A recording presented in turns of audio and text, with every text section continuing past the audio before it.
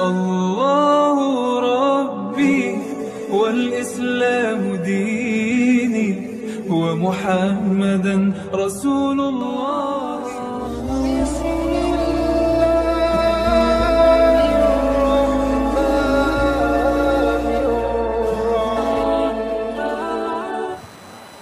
Bismillahirrahmanirrahim. Assalamualaikum warahmatullahi wabarakatuh.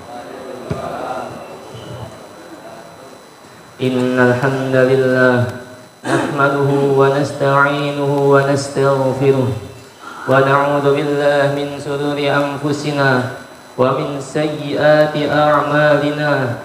Man yahdihillahu fala mudilla lahu wa man yudlilhu fala hadiya lahu. Asyhadu an la ilaha illallah wa asyhadu anna Muhammadan abduhu wa rasuluh. La nabiyya wa la rasula ba'dah. Rabbi shrah li sadri wa yassir li amri wahlul 'uqdatam min lisani yafqahu qawli. Amma ba'du.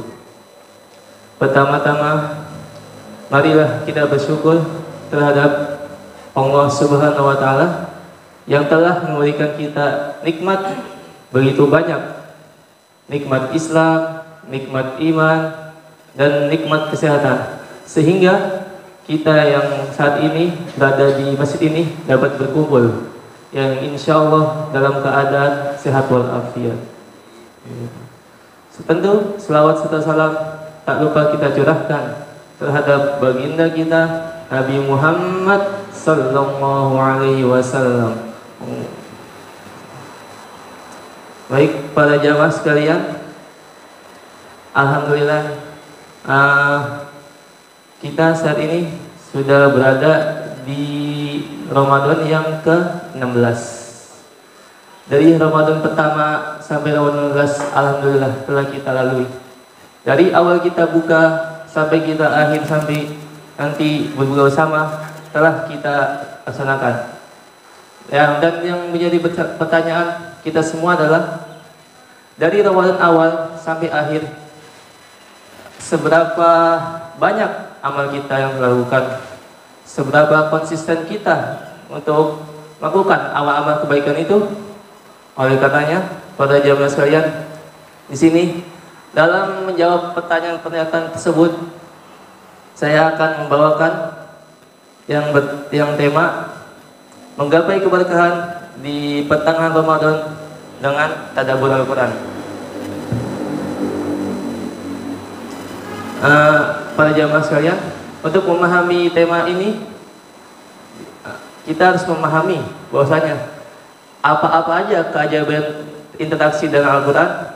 Nah, tentang hal itu disebutkan dalam Al-Quran di surat Al-Isra ayat 82 yang berbunyi, wa nunazzilu minal qur'ani ma huwa shifaa'un wa rahmatul lil mu'minin, yang artinya, dan kami turunkan Al-Quran sebagai obat dan rahmat bagi setiap orang-orang mukmin.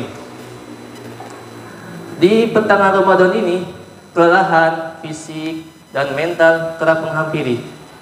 Tapi justru di saat seperti inilah Al-Quran hadir sebagai obat, dan bahkan dikisahkan dalam kitab Fadhail A'mal, yang dimana kan zaman sekarang itu ketika orang sakit, ketika orang mau operasi, ada yang namanya suntik bius, ya, di mana orang tersebut tidak merasakan sakit ketika dibelek ininya tubuhnya. Akan tapi ketika zaman dahulu itu tidak ada, para jamaah sekalian. Lalu apa yang bisa membuat mereka itu tidak merasakan sakit ketika dioperasi, atau ketika pada zaman itu menyembuhkan lukanya? Maka salah satunya adalah Al-Quran. Yang jadi pertanyaan, bagaimana Al-Quran ini bisa membuat orang tersebut tidak merasa sakit?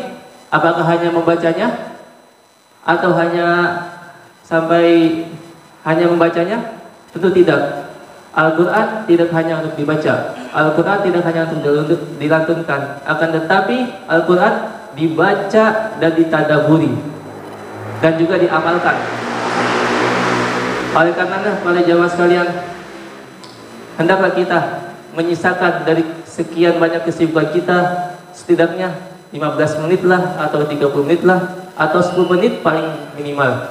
Itu kita baca Al-Quran, kita tidak hanya membacanya, tapi mentadaburinya, melihat arti-arti ayat tersebut dan melihat tafsirnya. Untuk zaman sekarang itu tidak sulit untuk melihat ilmu tersebut para jamaah sekalian.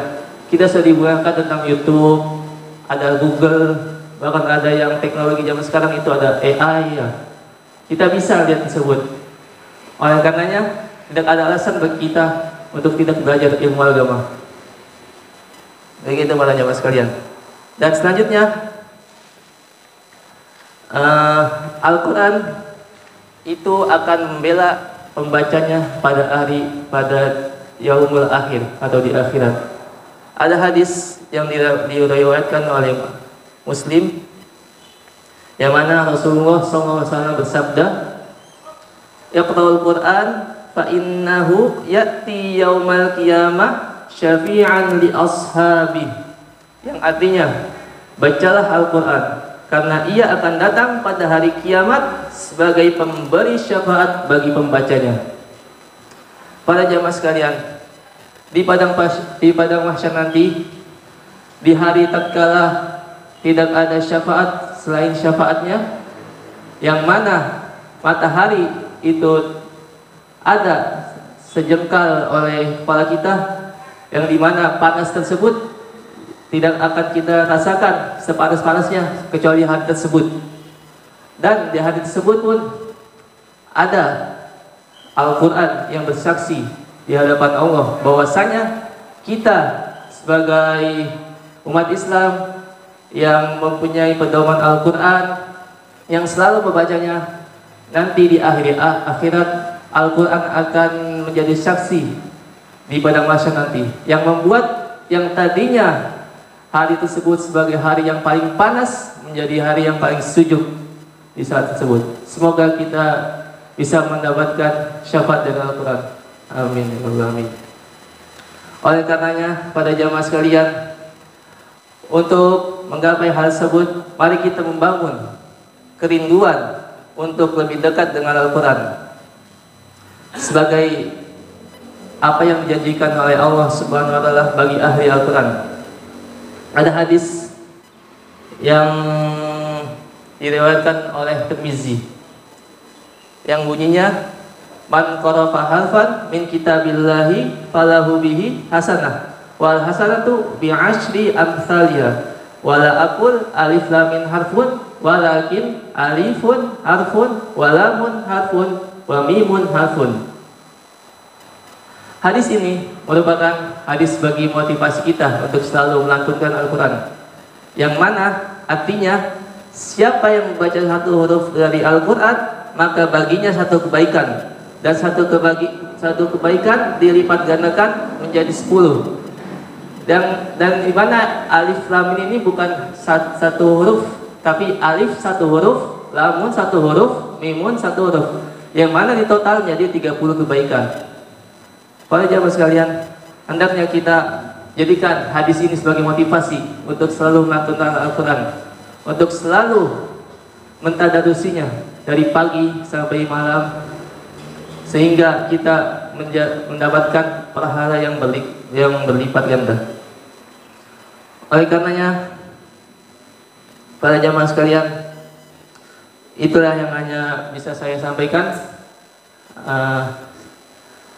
Diharapkan mungkin itu sebagai pengingat saya dan juga pada jamaah sekalian untuk selalu mendekat dengan Al-Quran, untuk selalu mentadaburinya dan selalu mengamalkannya.